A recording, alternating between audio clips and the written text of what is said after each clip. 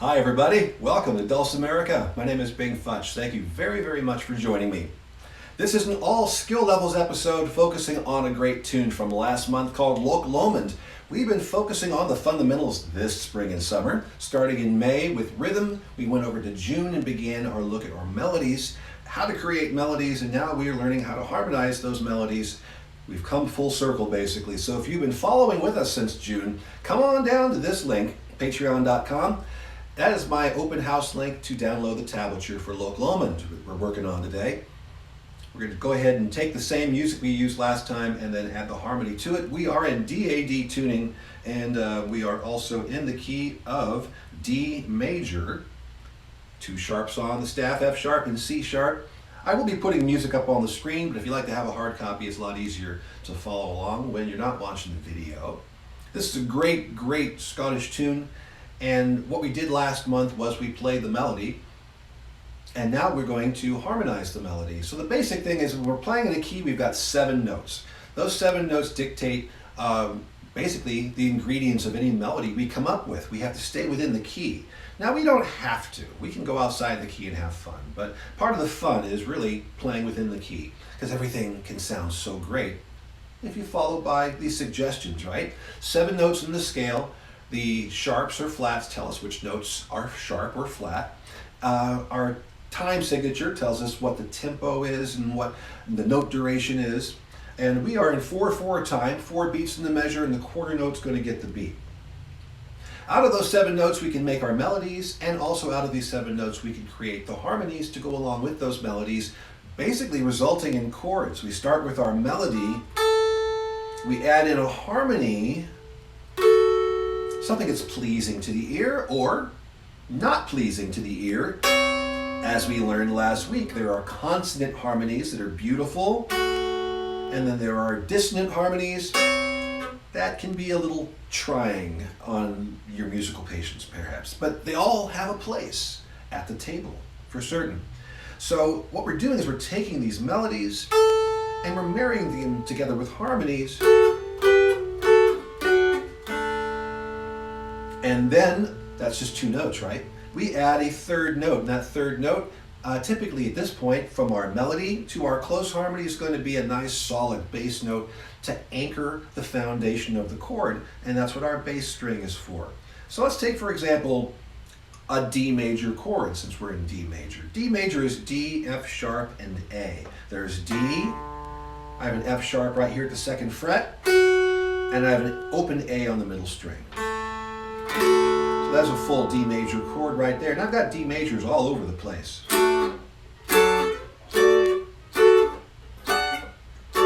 Okay? All of those are different voicings of D, F sharp, and A. Those 3 notes are in different locations in every one of those chords. And so every single time they shift positions, the name or the feel, the sound of the chord is a little bit different. Every single time I strum, you're hearing the same 3 notes, but they're in a different location. And so we could use that to our advantage when we're putting our arrangements together. So we've got D major, and we're starting off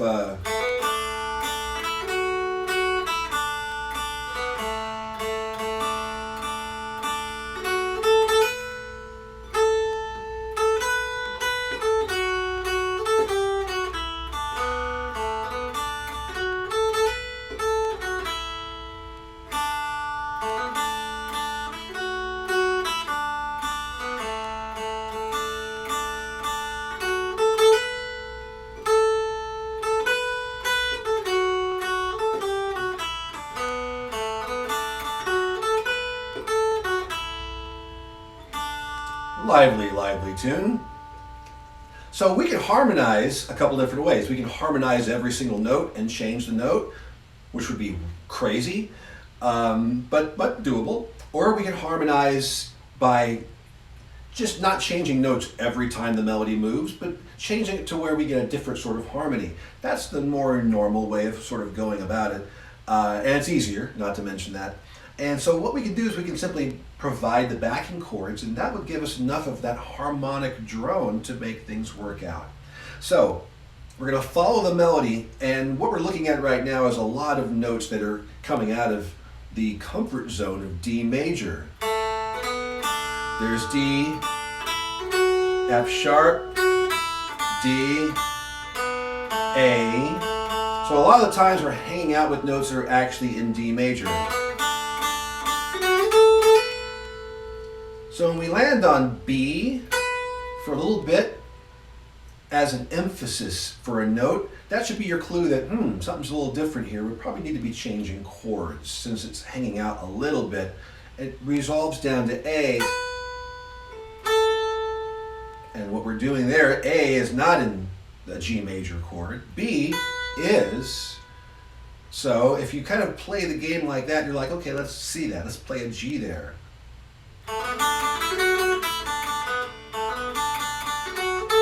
It works. If it sounds right and you know the tune, go with your instinct. It's super hard to try and figure out a tune off of lead sheets alone if you don't know the tune. So by all means, go to YouTube and see if you can research a bit and hear a bunch of different people play it, and that'll give you a bit of an easier time trying to figure it out. But if you know the tune well, you know when chords are changing. Maybe you don't know what the chord is. So being thoughtful about the process now, thinking about what note we're playing, and then thinking about what chords maybe should pop up, and knowing what the notes are inside of those chords certainly helps to do this sort of thing, this sort of breakdown, if the music isn't all available to you, like it is here. So we're going to do a G, and then our next melody note is A, which we know will go into D major. So let's go ahead and try D major here. There we go. So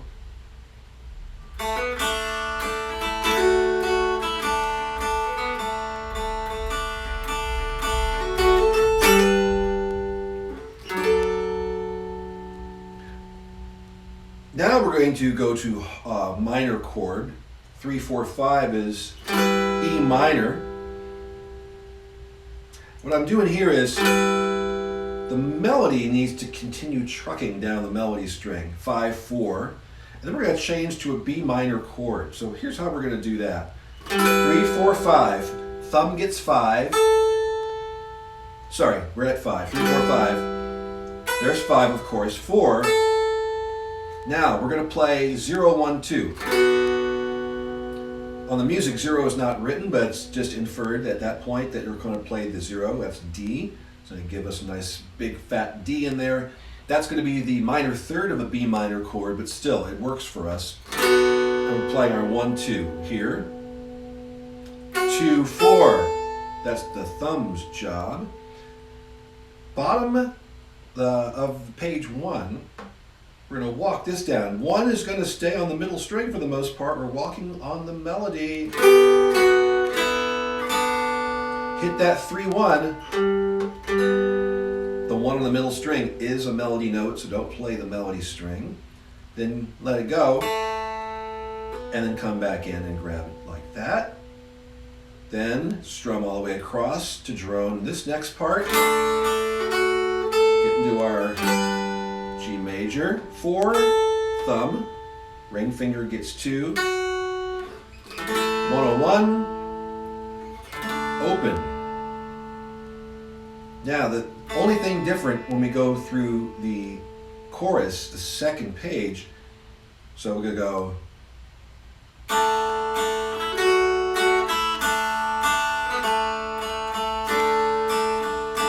we'll walk up into G major, keep the L shape, slide it down into 2, 2, 4, F sharp minor. Then everything is credits. We talked about credits, you know. Credits, we already learned something in the first part of the tune. That means we don't have to relearn it in the second part of the tune. So we're going to go to our E minor, and everything from there will be the same.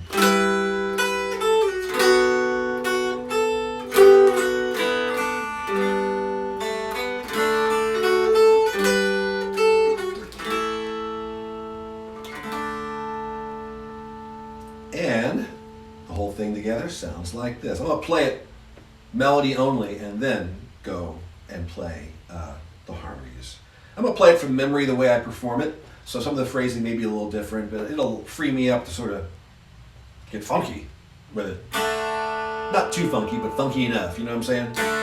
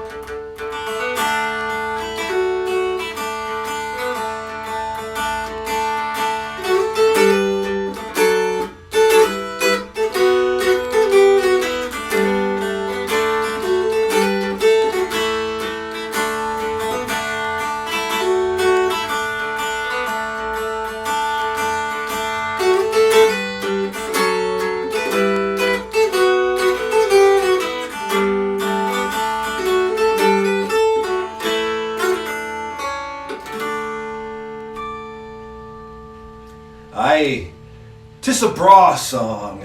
'Tis a bra song. That is the Loch Lomond tune of old. Hope you guys have enjoyed our study of the melody and also the harmony and how these things work together in the world of music. We got a bonus episode coming up next week, and I have no idea what I'm going to be doing for that bonus episode because all summer and spring long I've been thinking about the rhythm, the melody, the harmony. What's going to happen next?